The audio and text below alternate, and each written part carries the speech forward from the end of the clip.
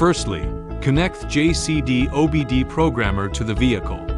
Wait for the device voice prompt. The OBD programmer only support the Jeep 46 series and Type M3 and NOTH. Please confirm the model is correct, and the smart key programming will start soon.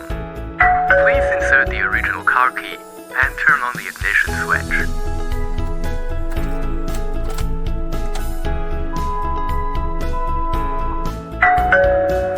Please turn off the ignition switch. Insert the key to be programmed and turn on the ignition switch.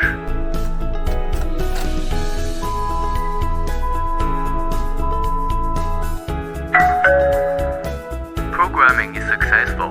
If you need to continue programming the key, please replug in the OBD programmer to reprogram.